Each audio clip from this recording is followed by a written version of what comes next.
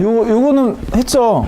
이 그림 확실히 기억나거든요. 우리 했던 기억이 나는데 문제는 그 다음에 얼마까지 했느냐인데 기억나시는 분 있으면 말씀해 주시면 좋고, 그 다음에 리세션 디레버리지가 일어나서 자산 가격 하락하고 그게 자산 가격 하락을 더 부추겨서 재무 구조가 더 악화되고 통화 정책 무력화돼서 리퀴디티 트랩에 빠진다. 이것도 얘기한 것 같아요. 그쵸? 그럼 이거에 대해서 국가가 할 수 있는 게 뭐가 있냐? 구제금융이 하나 있고 직접 금융기관에 유동성을 공급해버린 거죠. 아, 모르겠다. 그냥 하자. 그냥 복습 겸해서 하는 걸로. 자, 여러분들께서 어디까지 했는지 말씀 안 해주셔서 하는 겁니다. 공포감이 강하게 형성된 경우에 효과적이다. 왜냐면 실제로 이걸 구제금융을 하기로 결정했다고 했다면 일단은 그거에 대한 당연히 가장 심각한 부작용 뭐냐면 도덕적 해이예요. 그러니까 금융기관이 야 이거 큰 금융회사 망할 거면 구제금융 들어가는구만. 실제로 많은 경우에 그랬거든요. 그러니까 국가가 나서겠지. 자체가 고려사항이 되는 거, 전략적 고려사항이 돼버리면 도덕적 해이가 어떤 형태로 나타나냐면 리스키하게 행동하는. 아, 저희 뭐 펀드 망하면 좀 심각하긴 한데요. 국가가 나서 주지 않겠어요? 이렇게 되는 거죠. 실제로 리만 브라더스도 그걸 기대를 했던 거예요. 리만 브라더스 외에 몇 개 더. 아무튼 이름만, 그 당시에 이름만 들어도 알 수 있는 그런 회사들 몇 개가 파산했을 때 사실 그걸 기대했습니다. 어느 정도는. 근데 정부가 안 했죠. 사실 도덕적 해이도 굉장히 단기적으로는 문제가 안 될지 몰라도 장기적으로는 이 부분이 전략적 고려사항으로 검토되기 시작하면 기정사실화되면 굉장히 심각한 문제가 되니까 한두 번씩은 이제 보여줘야 돼요. 라고 그때 2008년 크라이시스 때는 판단을 한 겁니다. 정부가. 그래서 정부가 개입을 안 했죠. 그래서 리만 브라더스 사태 때 이제 상황이 가장 이제 심각한 상태로 들어가게 되고 이때 정부는 지급 보증을 하지 않습니다. 즉 구제금융을 쓰지 않아요. 그래서 망하게 둡니다. 쉽게 말해서. 시중은행들이 흡수했죠. 부실해진 채권들을 그냥 그 부실해진 정도의 가치에 매수를 한 거죠. 그래서 이런 부분들은 금융기관이 실제로 부실한 거면 좀 문제가 있죠. 부실한 기관을 살린 거니까 결국은 나중에 또 부실해질 가능성이 높은 거죠. 그래서 아예 방법 중에 하나라 그냥 국유화해버리는 그런 케이스도 존재할 수가 있고, 그 다음에 아예 정부가 디레버리징 할 때 금융 자산 가격이 떨어지는 게 악순환의 중요 고리잖아요. 요걸 차단하겠다는 아이디어입니다. 그래서 금융자산? 그래, 내 사지 뭐. 그래서 나오는 금융자산들을 국가에 사들이는 거예요. 그러면 자산 가격이 상승하겠죠. 그럼 디레버리지 때문에 나타나는 그 파이어 세일로 가는 그 악순환의 고리를 차단할 수 있습니다. 결국 이게 양적 완화의 아이디어인 거죠. 더 이상 내릴 금리가 없어. 리퀴디티 트랩에 빠져 있어요. 거의 0% 금리예요, 이미. 그래서 더 이상 내릴 여력이 없는 상태에서 정부는 통화를 더 공급시켜야겠다는 판단을 하고 있을 때 이 부분에서 통화 공급처를 찾은 거죠. 사실 자산도 지금 가치보다 비싸게 산다는 게 아니잖아요. 가치 정도, 그러니까 맥시멈 제값을 주거나 아니면 제값보다 좀 싸게 매물이 많이 나왔을 테니까 그렇게 사들인다는 것과 또 생각해보면 수익성으로도 나쁘지 않아요. 실제로 그래서 그 금융기관들이 많이 망하는 시기, 즉 패닉 상태에서 한국으로 치면 97년 외환위기 같은 때 헐값의 기업들을 사들인 다음에 굉장한 이익을 얻는 경우들이 여러분들 심심찮게 뉴스에서 확인할 수 있는 내용이죠. 그때 투매를 할 때 하나 사놓은 게 정상화되니까 이제 그 기업이 정상 가치를 이제 주고 팔 수 있게 된 거죠. 그래서 그 어디냐 갑자기 기억 안 나는데 아무튼 저기 뮤추얼 펀드 몇 개가 이제 한국 기업 몇 개 사가지고 굉장히 쌀 때 사서 되게 비싸게 판 사례들이 몇 개 있습니다. 아무튼 그래서 미국 경제는 대체로 회복 국면에 들어가 있는 상황이고 유럽, 일본도 정체였는데 최근 들어 즉 올해 정도 들어서 안정세로 들어서기 시작했습니다. 그래서 회복되기 시작했다라고 보고 있어요. 무슨 말이냐면 주요 거시 지표들이 좋은 방향으로 조정되고 있다는 거죠. 일본도 유럽도 마찬가지입니다. 그래서 유럽도 기준금리 인상할 것이 이제 예상이 되고 있는 상황이고요. 한국은 원래 애초에 2008년 크라이시스의 여파가 있었으나 거시 지표들은 몇 년 안 돼서 바로 정상적으로 돌아옵니다.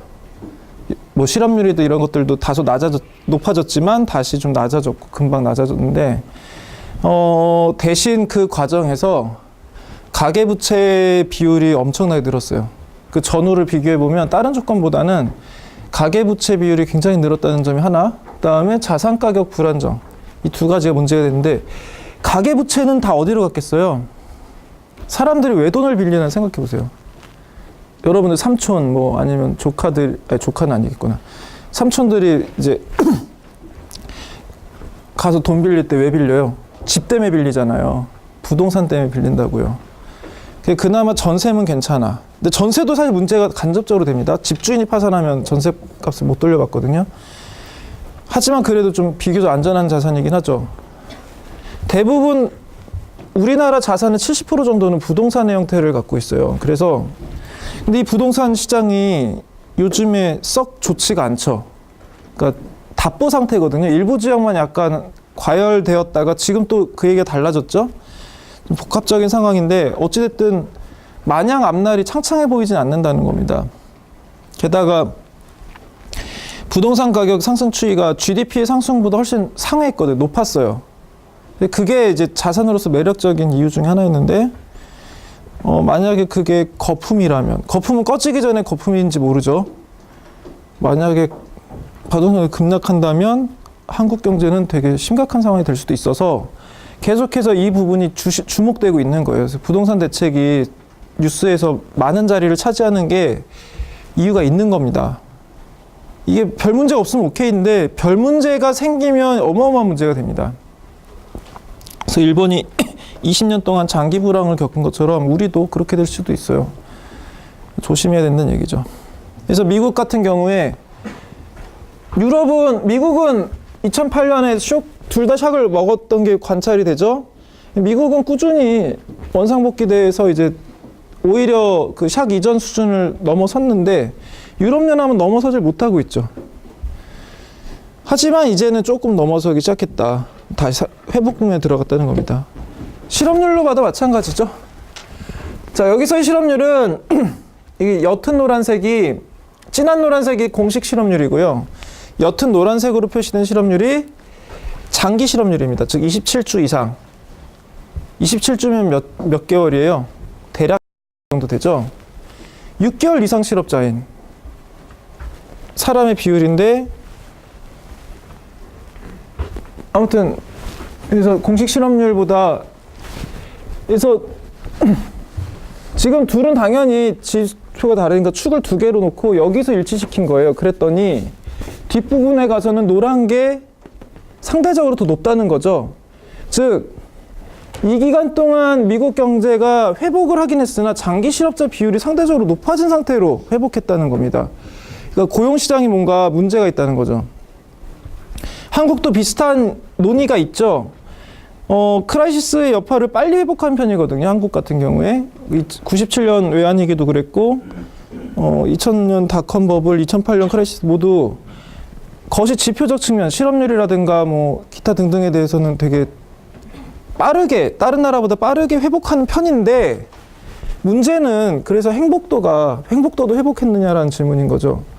고용 불안정성이나 이런 부분들에 있어서 되게 회의적인 시각이 있는데 이게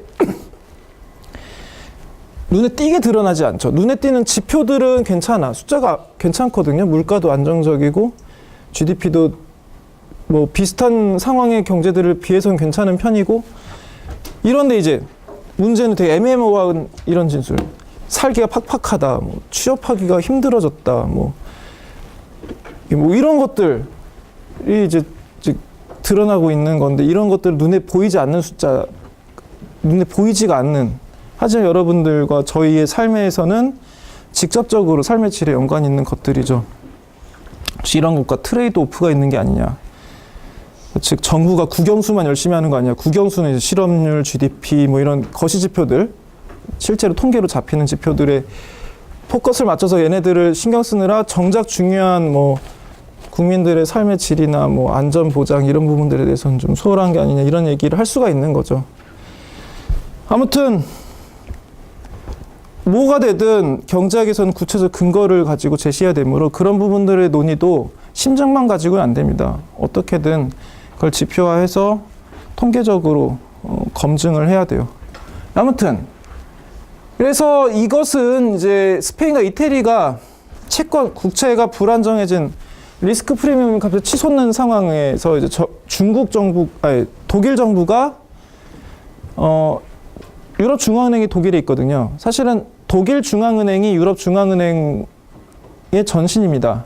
유럽 중앙은행에서 이제 이 두 나라가 서로 다른 이유로, 하나는 방만한 그 정부 재정 지출 감당 못해서, 이자를 감당 못해서 문제가 된 거고, 한쪽은 하우징 버블이 터져서 문제가 됐는데, 아무튼 둘 다 계속해서 치솟다가 요 타이밍에 이제 저기 독일 정부가 개입을 아니, 독일 정부에 자꾸 유럽 중앙은행이 좌시하지 않겠다, 이거에 대해서 분명히 난 책임지고 커버하겠다라고 이제 하니까 이게 채권 시장에 안정감을 주면서 바로 진정되는 상황이 나타났습니다. 그래서 이제 어떤 상황에 처했을 때 정부가 확장을 할 것인가 부채를 해결할 것인가, 이 양날의 칼이라는 거예요. 확장 정책을 해서 GDP를 올리거나 혹은 이제 실업률을 낮추는 정책은 당연히 필요할 때 굉장히 긴급합니다. 하지만 그의 대가로 부채를 안게 되죠. 그럼 부채가 공짜는 아닌 것이, 결국은 이것도 이자를 쳐서 갚겠다라는 약속을 많이 이제 발행을 한 거기 때문에 미래에 돌아와요. 이자를 갚아야 될 때가 옵니다. 이게 정도를 지나치면 이제 완전한 파산의 길은 개인 파산이랑 결국은 컨셉이 비슷한데, 개인 파산도 언제예요? 이자로 불어나는 액수가, 갚아야 되는 액수가 내 연봉을 초과하면 명백히 이제 따라잡을 수 없는 부채가 되는 거죠. 국가도 비슷합니다. 국가도 결국은 이자 감당분이 국가가 지불할 수 있는 범위를 텍스 수입을 넘는다든가 이런 식으로 돼버리면 무슨 용을 써도 할 수가 없게 되는 거죠. 아무튼 그래서, 그리고 부채 규모가 큰 국가들은 GDP의 상당 부분을 이자 지급에 할애하고 있어요. 그거 자체가 비율이 되는 거죠. 따라서 이 두 가지는 둘 다 잘해야 되는데, 한쪽을 포커스를 맞추면 나머지 한쪽이 악화됩니다. 그 트레이드 오프가 있어요. 확장을 하게 된 부채가 더 쌓이게 되고, 부채를 줄이자니 확장 정책의 반대인 긴축 방향으로의 정책이 나타나게 됩니다. 그래서 양립이 불가능해요. 따라서 제일 정답은 뭐냐면, 아예 확장 정책을 할 일을 안 만드는 거죠. 즉 금융기관이 부실해지지 않게 만들고, 버블이 터지지 않게 만들고, 그러니까 버블이 아예 발생하지 않아야 안 터지겠죠. 그 다음에 뭐 아무튼 이런저런 샥 같은 거 충분히 대비하는 이런 부분들이 필요한 겁니다. 그래서 여기서는 파이낸셜 크라이시스 파트니까, 파이낸셜 크라이시스로 인한 이 확장 재정 정책을 아예 안 나오게 하려면 결국은 크라이시스를 예방하는 게 최선의 정책이 되겠죠. 그래서 이것들을 하려는 방법 중에 하나가 금융 소비자 보호, 즉 정보의 비대칭성을 완화함으로써 소비자들이 정확한 자신의 취향에 맞는 금융자산을 선택할 수 있도록 만드는 것과, 파생금융 상품을 규제해서, 파생금융 상품 같은 경우에는 이제 뭐랄까, 이걸 어떻게 표현해야 되나, 도박성이 너무 높아요. 그러니까 크게 딸 수도 있지만 크게 잃을 수도 있습니다. 이런 부분들이 과도한 자금이 투입되게 되면 금융시장의 변동성을 크게 만들어요. 사실 저희가 이 수업의 이제 후반부에, 다다음 시간쯤 될 것 같은데, 아무튼 요 비슷한 상황에서 한번 여러분들이 실제로 투자자가 돼서 게임을 한번 진행을 해볼 건데 그때 가서 설명을 드리도록 하고요. 난 그림자 금융 같은 것들이 있다, 섀도우 파이낸스 같은 게 있다면 이런 것들도 애초에 서프라임 모기지론 사태가 나는 배경을 제공하기도 했었죠. 이런 부분들에 대한 규제가 전혀 없었다는 것들을 이제 생각을 해보면 그 당시에 이런 규제가 필요하다는 의견이 있었어요. 분명히 있었는데 그런 부분들이 정책화되지 않았던 책임인 거죠. 사실 그 조언에 귀를 기울였다면 2008년 크라이시스는 없었을 수도 있고 혹은 났더라도 그 정도가 훨씬 덜했을 수도 있었을 겁니다. 결국은 파이낸셜 크라이시스가 발생했을 때는 그런 부실 채권의 사이즈, 그러니까 1차적으로 중요한 거니까 그런 거죠. 자, 그러면 한국의 특수한 상황인 이 부동산 얘기를 조금 해보려고 합니다. 이게 교과서에는 없는 부분인데 보론으로 이야기를 해보려고 해요. 한국은 아까도 말씀드렸지만 특히 이 자산 비중이 부동산에 과도하게 편중되어 있는 편인 국가입니다. 그래서 이 부동산에 대해서 이야기를 잠깐 진행을 해보겠습니다. 먼저, 그러니까 결국은 부동산이라는 건 우리나라는 원래는 부동산 토지하고 그 토지에 부속되어 있는 그 건물이나 이런 것을 포함하는 건데 사실 한국은 또 이 특수하게도 주택은 정말 그 땅에 비하면 그냥 장식 같은 거예요. 건물은 거들 뿐이야. 그래서 새 건물이면 좋겠지. 강남 몇 평이라고? 이거만 중요한 거죠. 그래서 그게 단어 선정에 은근히 반영이 돼 있습니다. 그래서 우리는 부동산 시장이라고 부르잖아요. 미국은 하우징 마켓, 주택 시장이라고 부르거든요. 리얼 이스테이트라는 그 부동산의 단어가 있는데 리얼 이스테이트 마켓이라고 안 하고 하우징 마켓이라고요. 그 나라는 땅보다는 그 땅에 그 인간의 투입물인 집 같은 거 이런 게 상대적으로 더 중요한 거예요. 근데 우리는 땅이 어느 압도적으로 가치를 가지고 있기 때문에 건물도 비싸지만 땅값에 비하면 정말 하잘것없는 게 된 거죠. 그래서 마켓 이름이 우리는 부동산이라고 불리는 데 반해 미국은 하우징이라고 부르는 겁니다. 자, 일단 결국 모든 것은 경제학에서 의사결정은 비용과 편익입니다. 비용은 좋은 것들을 다 더하는 거고요. 편익은 나쁜 것들, 네거티브한 것들을 전부 다 더하고 둘은 단위가 같아야 돼요. 뺄 수 있어야 되기 때문에 어느 게 큰지 비교해야 되거든요. 같은 단위로 만들어서 빼야 되는데 대체로 가장 많이 쓰는 게 가치 단위, 즉 화폐 단위입니다. 가치 단위인 화폐. 자, 그러면 토지를 소유한다의 비용은 무엇일까? 일단 기회비용을 생각할 수 있죠. 내가 예를 들어서 10억을 들여서 땅을 하나 샀다. 땅을 어떤 사이즈의 위치에 있는 땅을 샀어. 그러면 그 10억을 토지에 투자함으로써 나는 이제 어떤 수익을 기대하겠지만 결국 여기다 안 했으면 다른 데다 투자했겠죠. 이게 기회비용으로 작동합니다. 근데 이 10억을 뭐 주식을 샀으면 얼마를 벌었을 텐데 뭐 이렇게 생각하는 그런 부분들이 기회비용이고요. 즉 토지 소유의 비용은 기회비용이다. 그래서 이자소득이 대표적인 기회비용이 되는 거죠. 편익은 뭐냐? 편익은 두 종류가 있습니다. 요게 중요한데 하나는 상식적인 부분이에요. 그러니까 자본이랑 비슷합니다. 이 토지를 이용함으로써 발생하는 수익이에요.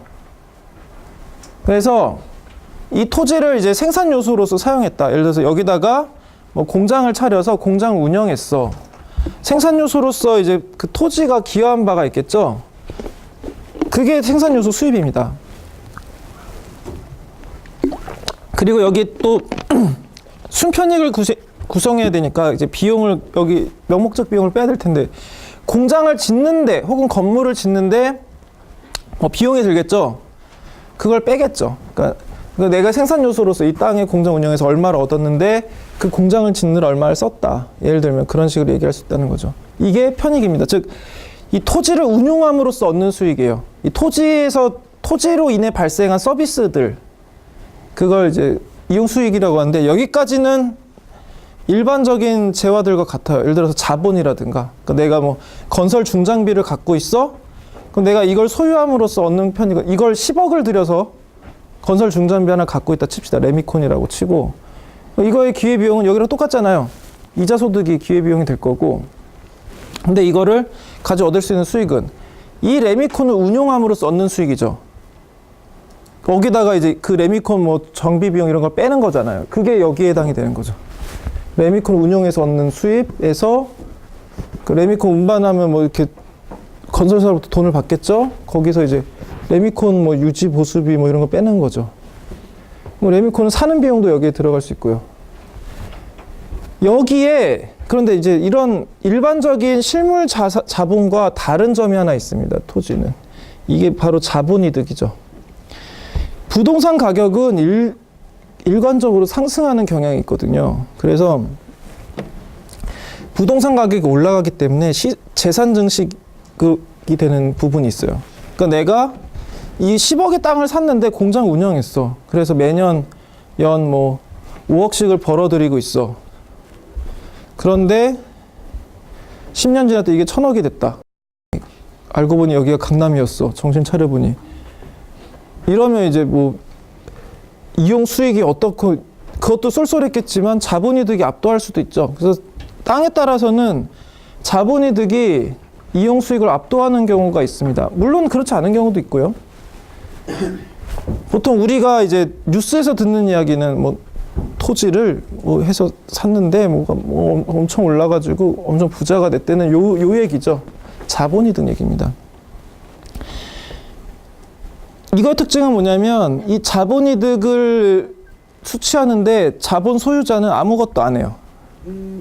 심지어는 까먹고 있다가 알게 되는 경우도 있어요. 그래서 떼부자가 되는, 졸지에 자기는 있는지 알지도 못했는데 알고 보니 그게 나였어. 뭐 시세 차익이죠. 자, 아무튼 그래서 이렇게 해서 편익 파트는 이용 수익과 자본이득, 그리고 비용 파트는 기회비용. 그러니까 이걸 이 펀드를 여기 안 쓰고 딴 데 썼으면 얻을 이제 이익이 비용이 됩니다. 결국 그래서 이 이용 수익 플러스 자본이득이 이자 소득, 여기서는 이제 기회비용이냐 이자 소득으로 단순할 건데, 이런 이자 소득보다 높으면 당연히 부동산이 매력적이겠죠. 따라서 수요자가 높아질 거고 부동산 수요가 많아질 거고, 이는 부동산 가격 증가로 이어지겠죠. 근데 이제 이용 수익 면에서 보면요, 개발이 활성화된다는 의미죠. 그러니까 여기서 이용이라는 건 이 토지를 이용할 수 있게 하기 위해서 말 그대로 개발하는 거잖아요. 공장을 짓고 아니면 건물을 짓고 혹은 뭐 여기다가 리조트를 짓고 어떤 방식으로 이 토지를 이용해서 돈을 벌기 위한 행동을 하는 겁니다. 이런 개발이 활성화가 되면 그런 개발된 토지의 공급이 증가하죠. 그래서 흔해집니다. 시장에서 상대적으로. 그러니까 공장이 많아지는 것 같은 거예요. 공장을 예로 들면 공장이 계속 개발돼. 뭐 요새 창고가 유행이라며 하면서 창고를 많이 줬어? 그럼 창고가 공급 증가하는 거, 창고용 토지 공급이 증가하는 거죠. 그럼 무슨 말이겠어요? 창고용 토지 시장에서는 창고를 지어서 얻을 수 있는 기대 수입이 감소한다는 거죠. 너도 나도 창고를 지어야 되니까. 즉 공급이 많아지니까. 근데 자본이득은 특이하게도 이게 사실 자본주의 메커니즘에서 되게 중요한 거거든요. 뭐가 좋아, 그래서 몰려, 리소스가 몰려, 그러면 그 매력이 떨어져야 돼요. 즉 자본의 한계 수입이 감소해야 되는데 자본이득은 좀 이상한 성질이 있습니다. 만약에 자본이득 측면에서, 즉 시세 차익으로 인한 가격이 증가했어.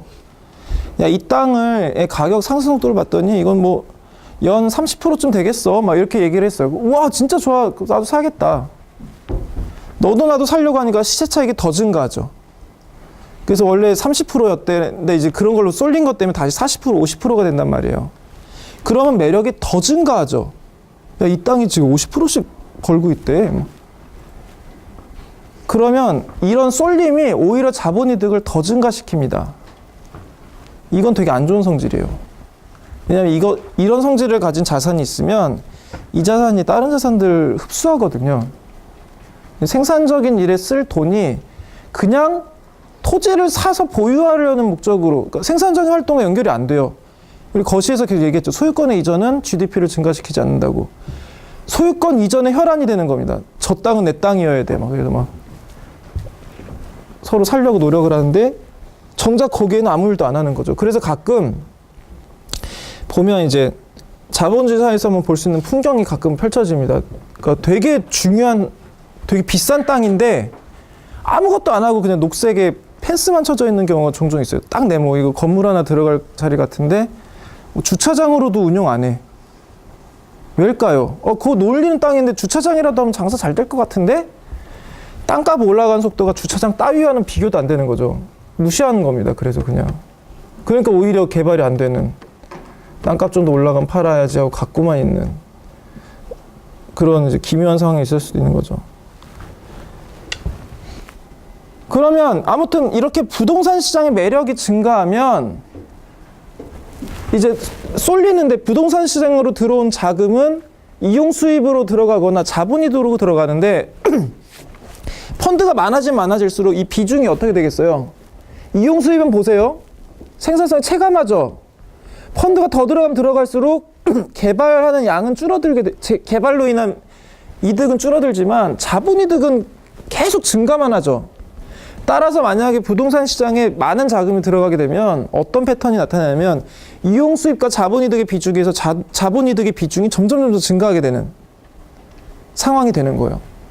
한편 부동산 시장으로 자금이 쏠리게 되면 나머지 금융시장은 당연히 자금 공급이 감소하겠죠. 그건 어떻게 이어지겠습니까? 이자율이 증가하는 걸로 나타납니다. 그렇겠죠?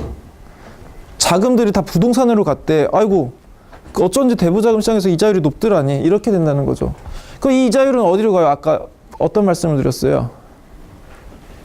기회비용으로 이자 소득이 들어갔죠? 그러니까 기회비용이 올라간다는 겁니다. 그래서 사실 그래서 만약에 이 자본이득이 증가하는 이 정도가 결국은 나머지 모든 것과 연관이 있는데, 부동산 시장에 자금이 쏠리면 두 가지 효과가 있어요. 자본이득을 빼고 얘기하면 이용 수입이 감소하고 이자율이 증가하니까, 이자율이 증가한다는 건 다른 비부동산 시장의 자산의 매력이 증가한다는 걸 의미하죠. 그렇잖아요. 그러니까 둘 다 부동산 시장에 자금이 쏠리는 입장에서는 배드뉴스죠. 그 부동산 시장에 자금이 쏠리면 쏠릴수록 그런 배드뉴스의 사이즈가 커지니까 당연히 덜 하게 돼요.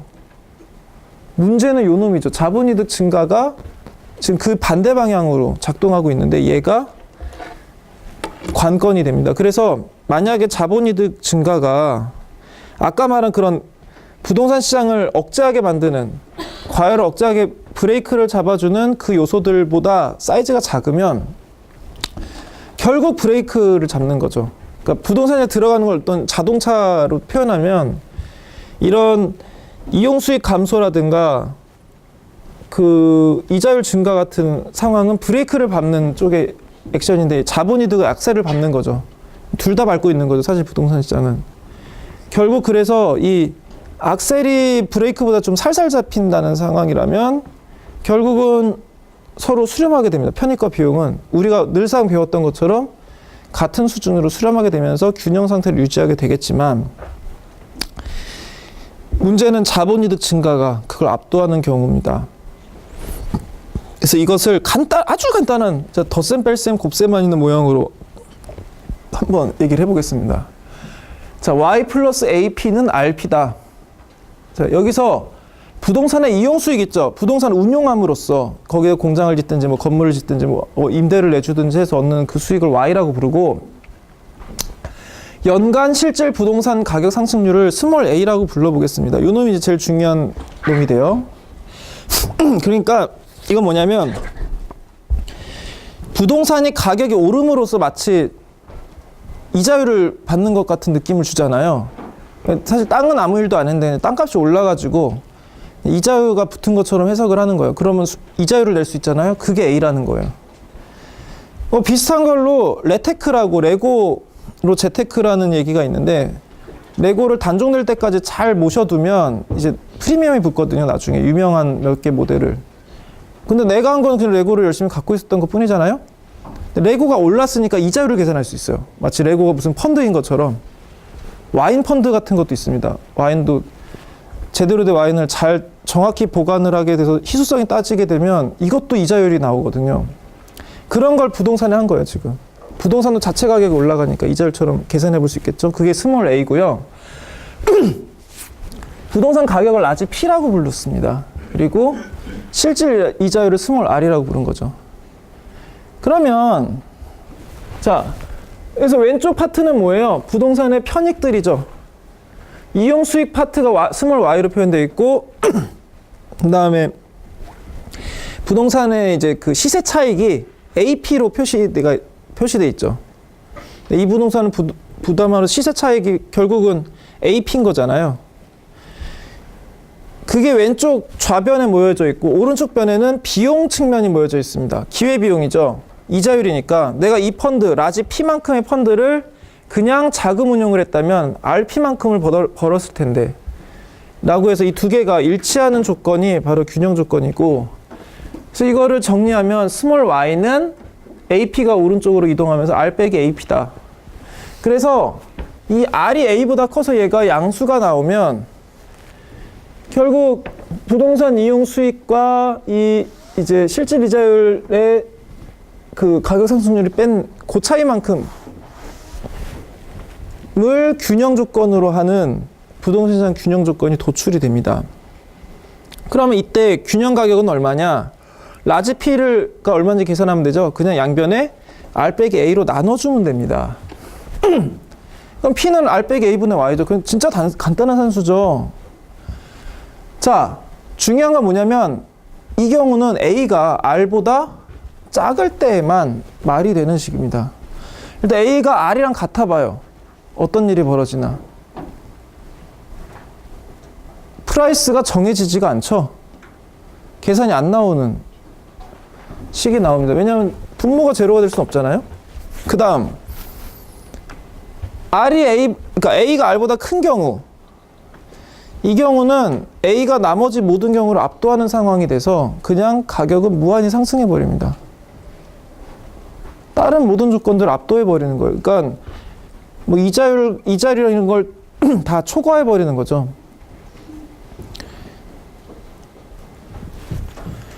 자, 그래서 이게 무슨 얘기인지 한번 이제 실제 예로 한번 좀 더 와닿게 설명을 해보려고 합니다. 자, 여기 A시와 B시가 있어요. 둘은 A시는 수도권 주변 도시로서 지가가 비교적 안정되어 있는 상황입니다. 뭐 파주라고 칩시다, 대강. B시는 수도권의 지가가 상승 중인 뭐 강남 같은 데로 생각하시면 되겠습니다. 자, 이런 상황에서 두 건물이 있는데 두 건물 완전히 똑같아요. 쌍둥이 건물이야. 진짜 여기 있는 건물 카피해서 페이스트해서 딱 붙였어. 위치만 달라. 자, 그래서 연간 그 건물의 임대 수입이 1,000만 원이에요. 똑같은 건물이니까. 그 다음에 그 나라 경제 이자율도 그냥 똑같아. 7%야. 이건 당연히 이제 둘이 똑같이 느껴지겠죠? 그런데 이제 이 좀 주변부 도시는 토지가 느리게 상승하고 있어요. 2%, 연간 2% 상승하고 있고, 여기 강남이라 되게 빠르게 상승하고 있어. 5%야. 그럼 프라이스 얼마야? 아까 그 계산식 있죠? R 빼기 A분의 Y, 스몰 y. 지금 R, A, Y 다 아니까 P가 나오죠? 계산해 보시면 P는 2억이 되는데, 그러니까 A씨는 2억인데 똑같은 건 분명히 카피해서 페이스트 했는데 임대료도 똑같이 나오고 있는 건물인데 지가 상승률이 이렇게 차이 난다는 이유만으로 2억과 5억이 됩니다. A시에 있는 그 땅과 B시에 있는 그 땅, 건물을 포함한 땅의 가치가 달라지게 돼요. 그래서 가격 상승률이라는 게 결국은 그 토지의 매매가를 결정하는데 무척 중요한 요소라는 걸 여기서 짐작할 수가 있죠.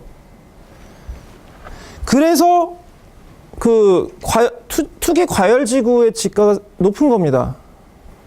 그리고 이걸 막으려면 어떻게 해야 돼요, 지금?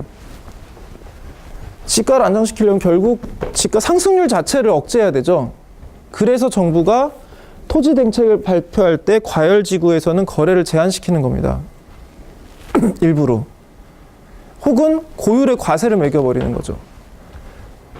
놀라운 거는 그런 고율의 과세도 불구하고 양도소득세가 얼마 들어? 40%인가? 되게 높거든요. 그 차액 시세의 거의 절반 이상을 세금으로 내야 돼요. 한데도 법대로 해도 남는 장사여서 거래가 됩니다. 그 정도로 한국의 지가가 빠르게 상승했어요. 만약에 이 균형주가를 충족하지 않는 경우, 즉 A가 R과 똑같은 상황, 우연인 상황이고 이제 한쪽이 더 크겠죠, 한쪽보다. 이 스몰 A가 스몰 R보다 크게 되면 이건 무슨 뜻이냐면 부동산 가격 상승률이 모든 이자율을 초과하는 겁니다. 가장 매력적인 자산이 되는 건데 문제는 이 A라는 게 가격 상승률로 정의되어 있다는 거예요. 매력이 있어서 쏠리면 더 매력 있게 됩니다. 그래서 결국은 무한히 올라가다가 상한선에 부딪히면 안 되겠죠. 그래서 이게 웃기게도 가격이 상승하면 수요가 증가하고 추가로 가격이 상승하는 기이한 패턴을 보이게 됩니다. 우리가 배웠던 수요 법칙이 성립하지 않아요. 물건의 가격이라는 건 비싸지면 비싸질수록 매력도가 떨어져야 되는데, 야, 이 노트북이 아무리 좋다지만 이게 600만 원인 거 너무하지 않아? 안 사! 이렇게 돼야 되는데, 야, 강남 땅이 지금 원래 600만 원인데 700만 원인데 800만 원인데 더 오르기 전에 사야겠다. 이렇게 된다는 거죠. 그래서 이 경우에 수요 곡선은 우하향하지 않습니다. 가격이 오를수록 더 매력적인 상태가 돼서 수요 곡선은 우상향하게 됩니다. 굳이 그리려고 하면 프라이스가 오를수록 수요량도 늘어나는, 다들 사고 싶어하는 그런 놈이 되지만, 이런 가격 상승은 실제 생산성 증가라든가 이런 거를 갖고 있지 않기 때문에 언젠가는 꺼지게 마련입니다. 그래서 버블이라고 부르는 거죠. 이런 현상이 국가 내 무시할 수 없을 수준으로 높은 규모로 이런 일이 발생한다면 결국 이거는 우리가 누누하게 배웠던 그런 부동산 버블, 소위 부동산 버블로 인해 추동되는 경기 불황으로 이어지게 되는 거죠. 이런 채널 때문에 국가는 부동산 정책에 극도로 신경을 쓰는 겁니다. 역대 모든 정권들이 다 부동산 대책에 대해서 되게 관심이 많았죠. 근데 이게 그렇다고 거품이니까 퐁 하고 터트려야지 이러면 또 이게 안 되거든요. 제일 좋은 건 연착륙입니다. 이거 거품이 살살 그냥 살살 줄어들어서 그냥 언젠가부터 우리도 이렇게 주택시장이라고 부르네 뭐 이런 느낌으로 하는 게 최고고, 아무튼 그래서 되게 위험할 수 있어요. 부동산 버블은 언제나 어느 나라에서나 다 문제였는데 우리나라는 아마 부동산 버블이 터진다면 그 어느 나라보다도 심각한 타격을 받을 겁니다. 아무튼 자, 나머지 이야기를 계속 할게요. 그럼 시장 토지의 근본 가치는 얼마일까? 이걸 생각하는 가장 간단한 방법 중에 하나는 토지의 시세 차익 요인을 배제하고, 이건 자산시장의 그 속성으로 인해 발생한 거니까 난 정말 이 토지가 얼마나 유용하기 때문에 가치가 있는지가 궁금해 라고 하면 A를 제로로 만들어 보면 되겠죠. 결국 그때 균형 토지 가격을 계산해 보면 Y 플러스 A에다 0만 대입하면 돼요. 그럼 P는 R분의 Y, 즉 그냥 포크레인 가치 계산하는 거랑 똑같아요.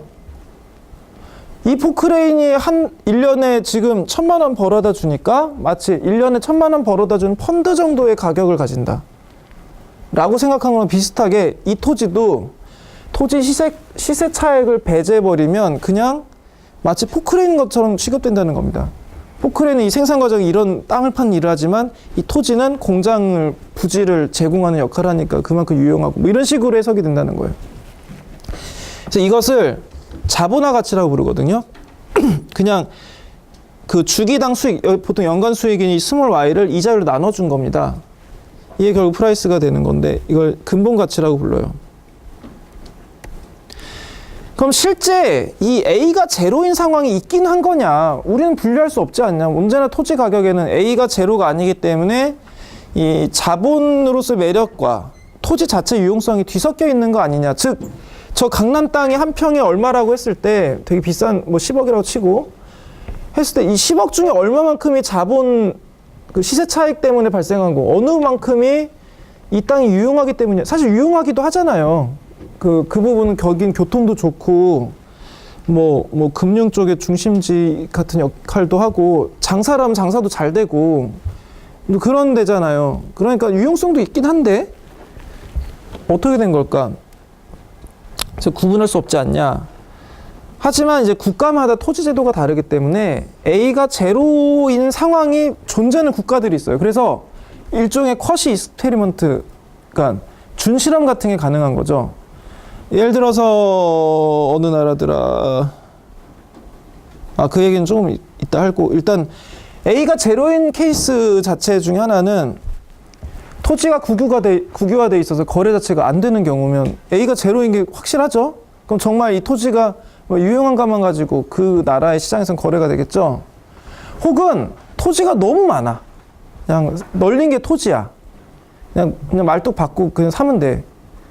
한 평에 10원이야. 뭐 이런 식의 이제 그런 동네도 있을 수 있겠죠? 토지가 풍부하고 인구 밀도 낮은 나라들이 해당이 됩니다.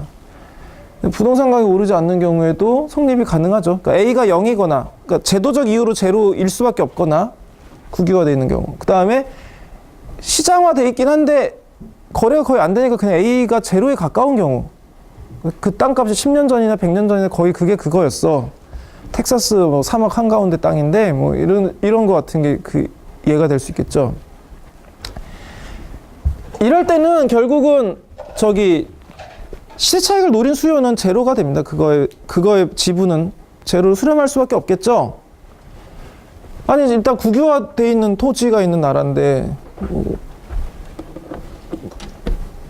중국이라 중국 땅을 어떻게 사요? 그렇죠? 시세 차익 노리고 살려고 막 아둥바둥할 수도 없고 사지지도 않지만 설령 소유권이라는 게 있다 할지라도 거래가 안 된다면 그건 소유하나만 하는 거죠. 마치 영원히 풀리지 않을 게 100% 확실한 그린벨트 땅이 있다고 생각해 보세요. 한국에. 그 땅 주인은 기분이 어떻겠냐고요. 그쵸?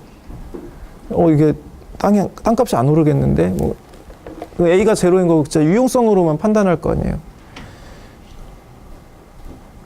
그러면 그린벨트는 개발도 할 수 없으니까 두 가지 파트를 다 못하는 거죠. 거래는 자유인데 이제 자산 가격 오를 매력이 없는 그런 상황이 되는 거죠. 다만 이제 언젠가 풀릴 거라는 기대 때문에 도박을 하는 경우들이 많습니다. 자, 미국의 케이스입니다. 이게 이제 2008년 크라이시스가 하우징 버블과 밀접한 연관이 있으니까 보자는 거예요. 자, 여기서 지금 이 차트가 보이고 있는 건 뭐냐면 주택 가격의 근원 가치를 베이스에 깔고 그걸 하우스 프라이스 렌트 레이쇼라고 부르는데 이거 이제 가격이랑 이 토지를 이제 굴렸을 때, 즉 세를 줬을 때 얻을 수 있는 그 값이 있잖아요. 그러니까 그 렌트 값을 자분화해서 계산해 보면 마치 얘를 그냥 포크레인인 것처럼 계산해서 하면 적정 가격이 나오는데 그 가격과 실제 거래 가격의 비율이라는 거예요.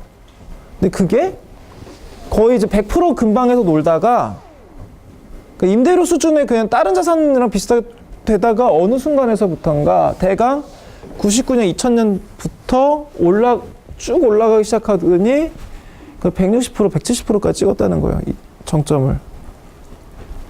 자, 이 시기가 뭐라고 그랬어요? 이때 있었던 주요 이벤트들이 미국의 닷컴 버블 붕괴했고, 이제 미국의 테러와의 전쟁 이런 것들이 있어서 대규모 전쟁을 일으키고 있는 상황이었죠.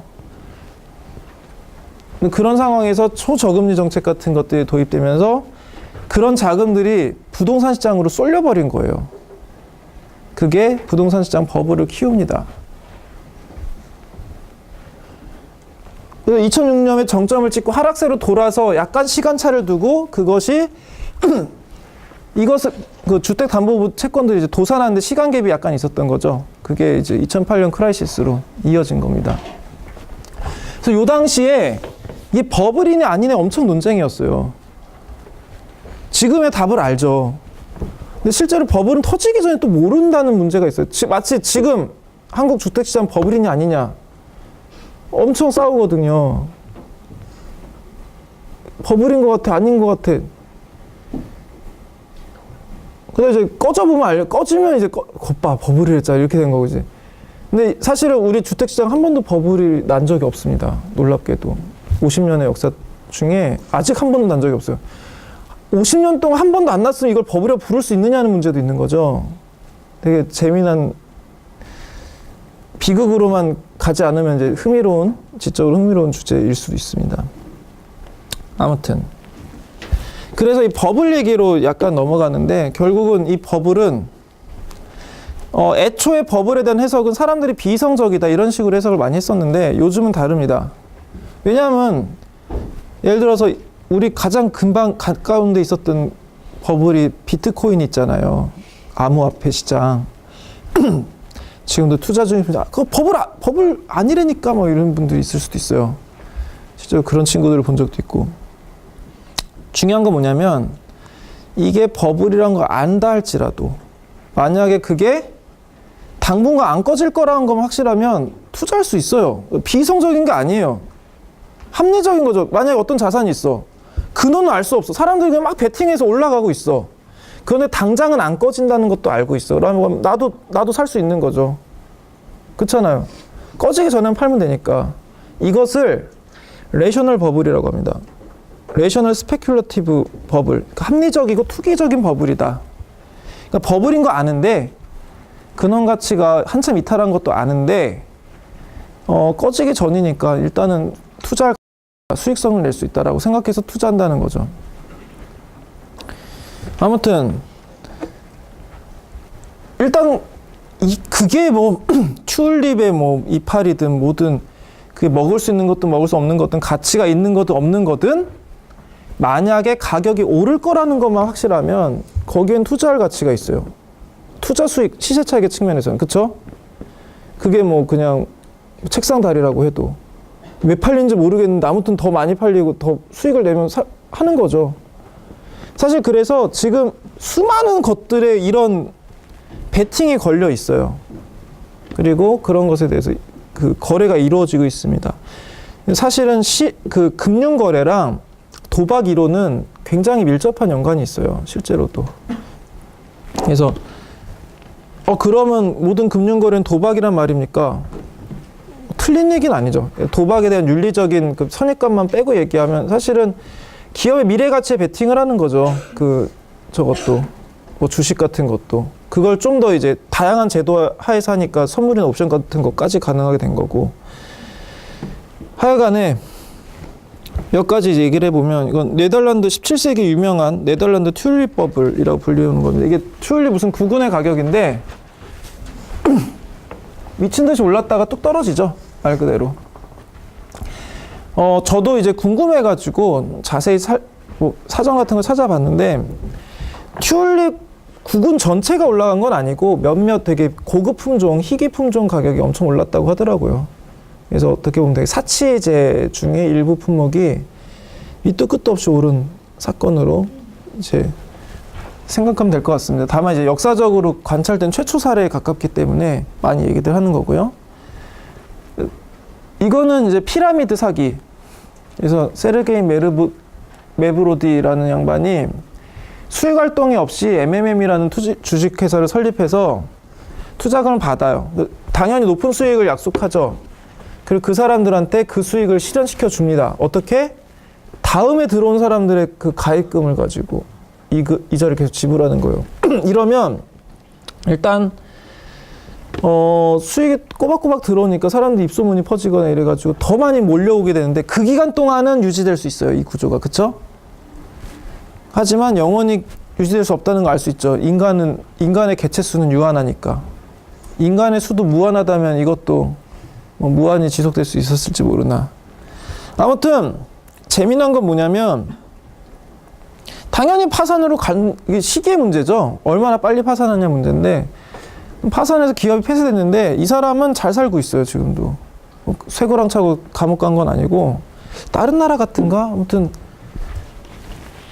뭐 잘하면 영화로 만들어도 되겠더라고요. 스토리 보니까. 어디 정치인으로 들어갔던 거. 이게 좀 같은 사람 얘기인지 누군지 모르겠는데, 아무튼 피라미드 한 사람 중에 러시아에 너무 많이 가입자를 끌어모아서 약간 공적 자금 투입 비슷하게 돼버린 케이스가 있습니다. 그 다음에 다 망하면 너무 큰일이 나가지고. 그러니까 지방선거 당선됐다든가 이 양반이 그쪽에, 이 사람이 좀 회생해야 자기들 펀드도 안 죽으니까 투표가 몰표가 왔나 봐요. 아무튼 제가 지금 스토리의 자세한 내용들이 잘 기억이 안 나는데 재밌습니다. 신기한 일이 있었었죠. 자, 그러면 이거는 이제 2017년에서 2008년 초까지 있었던 이 암호화폐 버블 정점을 찍고 지금 안정화된 추세죠.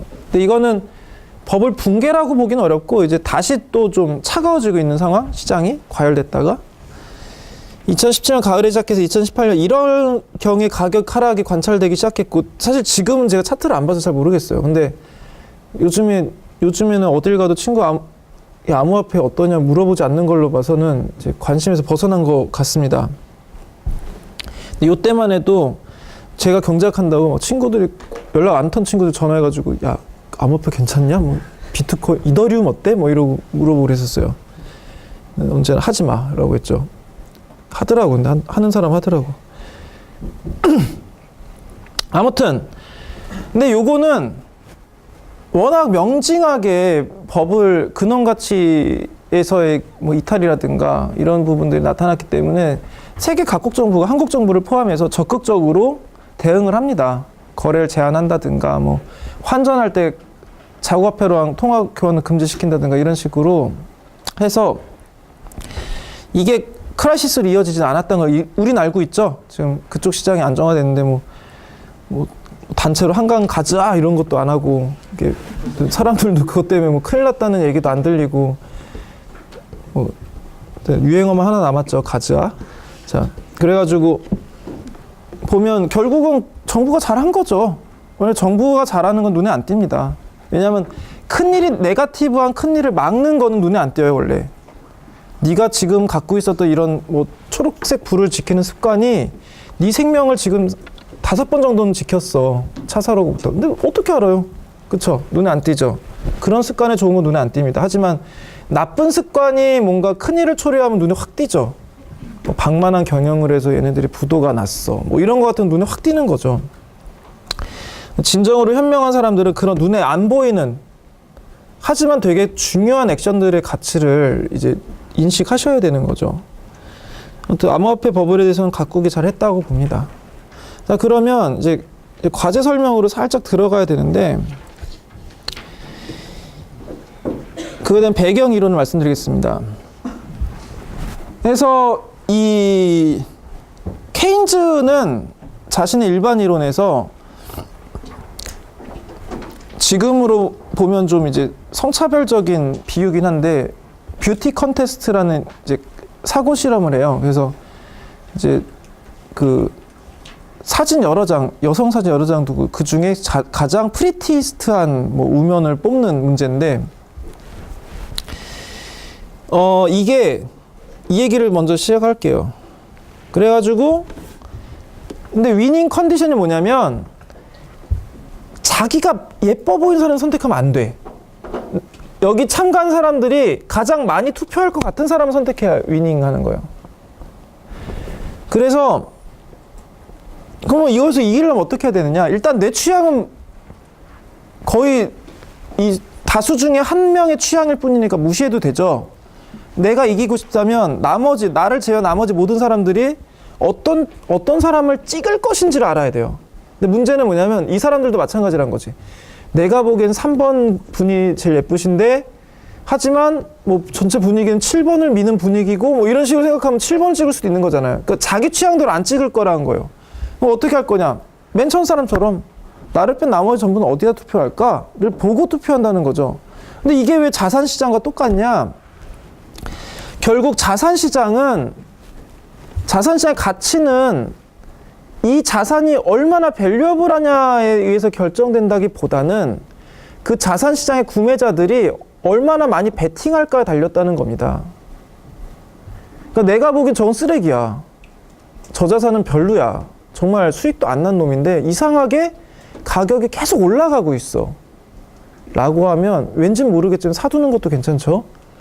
그게 꺼지기 전에만 팔면 되니까. 아까 투기적인 합리적인 버블과 비슷한 겁니다. 근데 이 모든 것들은 상대방에 의해 결정되는 거예요. 나에 의해 결정되는 게 아니라. 모든 사람들이 이렇게 서로 얽혀 있어요. 이것을 근원적 불확실성이라고 불러요. 왜냐하면 나는 상대방의 결정들을 알아야 내 결정을 내릴 수 있는데 상대방도 내 결정을 알아야 결정 내릴 수 있거든요. 이렇게 얽혀 있어서 결국은 이 사람들이 얼마나 많은 고려를 할지 알 수가 없게 돼 버립니다. 사실상. 그래서 확률 분포조차 알 수 없는 불확실성이라고 해서 근원적 불확실성이라 부르고, 케인즈는 자산시장이 이런 근원적 불확실성 하에 있어서 확률 분포조차 알 수가 없다. 노말 분포도 아니다. 뭐 이런 이야기를 한 거죠. 그래서 결국은 이제 자산시장의 게임 이론은 결국 구매의사 가격과 판매의사 가격으로 나타나고, 이제 이 구매하고자 하는 가격을 willingness to pay라고 해서 WTP라고 부르고, 구매의사 가격을 WTI라고 부른다면 결국은 이게 진짜 가치평가에서 나타나는 게 아니라 타인의 기대 근거에서 나타난다는 겁니다. 어머? 시간이? 슬라이드가 3장만 나오는구나. 근데 3분 남았는데 어떡하지? 뭐 근데 별 얘기 아니까 넘어가자.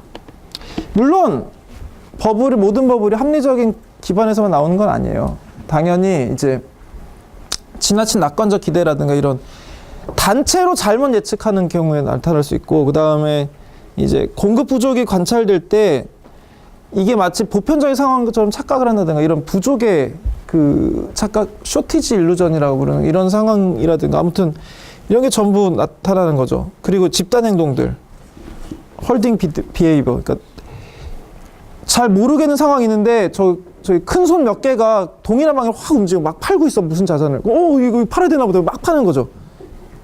그러니까 다들 그 자산이 막 폭락하는데, 그냥 실제로 그 큰 손의 움직임은 별 생각 없는 움직임이었다 쳤을 때 비이성적인 움직임이 될 수 있는 거죠. 아무튼 아니면 사적 정보, 부동산 누가 해서 뭐 10억 벌었대, 우와 나도 해야지, 이렇게 된다든가, 이런 것들도 허딩 비헤이버에 속할 수 있고, 이런 것들이 만약에 버블로 이어진다면 비합리적 버블이 될 수 있는 겁니다. 거품 얘기는 나중에 다음 시간에 이어서도 과제 얘기를 하겠습니다. 과제는 여러분들 일종의 전략 봇을 만드시는 거예요. 전략 봇은 뭐냐면 이 매비둘기 게임이라고 불리는 게임을 할 건데, 여러분들은 1대1, 그러니까 여러분들이 풀리그로 매치를 할 거예요. 그러니까 여러분들이 그 야구팀 1, 2, 3라고 생각하시면 돼요. 그러면 야구팀들이 그 10팀인가가 서로 그냥 다 골고루 매치하죠. 여러분들도 마찬가지로 최소 한 번씩 만납니다. 전부 한 번씩 만나요. 한 번씩 만나서 매칭을 할 거고, 빠짐없이 모든 조합에 대해서. 그런데 여러분들은 혹 아니면 더브 전략이라는 걸 할 수 있어요. 사실은 금융시장에서 이 더브 전략, 비둘기 전략은 안전자산에 투자하는 전략입니다. 그러니까 리스크를 회피하는 전략이에요. 혹 전략은 리스키한 전략입니다. 리스크한 위험자산 투자를 하려는 거죠. 이때 스코어 테이블을 보면 더브끼리 만나면 나는 100을 투자했을 때 5% 정도 이익을 얻습니다. 105, 105 정도 이익을 얻어요. 근데 혹이 더블을 만나면 더블은 여전히 그냥 안전자산이니까 이자율이 똑같죠. 대신 매는 그에 기반해서 30% 이자율을 얻습니다. 매우 높아요. 그런데 문제는 매가 둘이 만나면 둘 다 리스키한 행동을 해버리니까 시스템이 되게 리스키해져서 둘 다 파산해버린다라고 해석을 하는 거죠. 그래서 둘 다 제로, 원금까지 손실한다는 겁니다. 이런 게임 테이블을 갖고 여러분들은 어떻게 할 거냐면 가능한 모든 경우에 대해서 전략을 수립할 거예요. 그리고 여러분들 매칭을 하면서 어떻게 할 거냐면, 예를 들어서 여기 가상의 친구 한 명 있고 여기 A라는 친구가 있고 B라는 친구가 있어봐요. 둘이 붙었어. 그럼 어떻게 되냐면 둘이 만든 전략 봇이 이제 10라운드짜리 방금 저 페이오프 테이블 가지고 경기를 벌이는 거예요. 10번 반복할 거예요. 그러면 전략은 어떻게 기술하냐면 히스토리에 기반해서 기술합니다. 가능한 모든 경우란 건 결국은 가능한 히스토리를 검토한다는 건데, 여기 히스토리란 건 뭐냐면 지난 게임의 상황. 그래서 언제나 모든 여러분들은 반드시 히스토리가 없을 때 어떻게 할지를 정해야 돼요. 처음 만났을 때 어떻게 할지. 선빵 날려? 뭐 이런 거 있잖아요. 아니 좀 이렇게 관망할까? 이런 것처럼 일단 맨 처음에 어떻게 할지 결정하는 걸 메모리 제로. 그러니까 메모리가 없을 때, 서로 히스토리가 없을 때 어떻게 할지를 먼저 결정을 하고, 그 다음에 선택에 따라서 나는 이것만 할 거라고 하면 이제 메모리 제로만 하고 끝날 거라고 하면 이 사람은 그냥 상대의 히스토리랑 무관하게 그냥 그 전략을 쓰겠다는 거예요. 메모리 1은 뭐냐면 과거의 직전 라운드 결과를 한번 보겠다는 거예요. 직전 게임. 그러면 직전 게임은 결국 둘 다 선택지가 2x2잖아요. 그래서 4가지가 있어요. 그 4가지 상황에 대해서 지금 보시면 직전 상황 가능한 경우, 모든 경우가 내가 딜을 하고 상대가 딜을 한 경우, 내가 딜을 하고 상대가 H한 경우, 이런 식으로 4가지가 나오니까 그런 경우라면 나 어떻게 할 거야? 여기 D랑 H에 뒤에 숫자가 붙죠? 이건 뭐냐면 H를 0.8의 확률을 구사하겠다는 거예요. H1은 H를 1의 확률을 구사하겠다. D 0.5는 D를 0.5의 확률을 구사하겠다. 사실 이건 D 0.8은, 아니, H 0.8은 D 0.2랑 똑같은 얘기입니다. 그렇게 기술해도 결과는 똑같아요. 아무튼 자기가 표현한 식으로 이런 식으로 표현을 하면 되고요. 원하시는 분들은 라운드 메모리 2도 할 수 있어요. 이러면 경우의 수가 16가지로 늘어나거든요. 2x2가 다시 4개가 되니까. 그래서 메모리는 최대 3까지. 그래서 경우의 수가 메모리 2일 때 16가지고 메모리 3면 64가지까지 늘어나거든요. 만약에 메모리를 채우게 되면 무조건 꽉 채우셔야 됩니다. 하나라도 빈칸이 있으면. 그리고 여러분들이 이거는 제가 공시한 템플릿에 채우는 방식으로 이루어질 거거든요. 그걸 가지고 엑셀 파일에 채우시면 되는데 그 D0.8 뭐 이런 거 있잖아요. H1.0 이런 거를 채우시면 되는데 메모리는 자유예요. 제로만 하고 끝내도 되고 1까지 해도 되고 2까지 해도 되고 3까지 다 해도 돼요. 안 하면 그냥 그 메모리 안 쓴 걸로 간주하고 하겠습니다. 다만 양식을 안 지키시면 그거는 그냥 D0.5 즉 그냥 아무 전략이나 랜덤으로 내는 걸로 그 간주되고 돼서 컴퓨터 시뮬레이션 할 때 사용이 될 거예요. 그거는 감안을 해주시고. 그래서 이 결과 및 해설은 마지막 시간에 진행을 할 거고요. 평가는 참가도를 70% 그리고 이 게임의 퍼포먼스가 나오겠죠. 30%를 할 거고 강의 진행 상황에 따라서 다른 게임을 할 수도 있습니다. 하나 더 생각하고 있는 맵 비둘기 게임인데 조금 더 어그레시브한 걸 하나 해볼까 하는 생각을 하고 있어요. 근데 그건 1시간 내내 하게 될 겁니다. 하게 되면. 그래서 다음 시간 주제는 아직 제가 좀 고민을 하고 있고요. 그 게임을 할지 그냥 진도를 나갈지 고민하고 있는데 아무튼 정해지면 그 내용대로 하겠습니다. 그래서 오늘 수업은 여기까지 하도록 하겠습니다. 수고하셨습니다.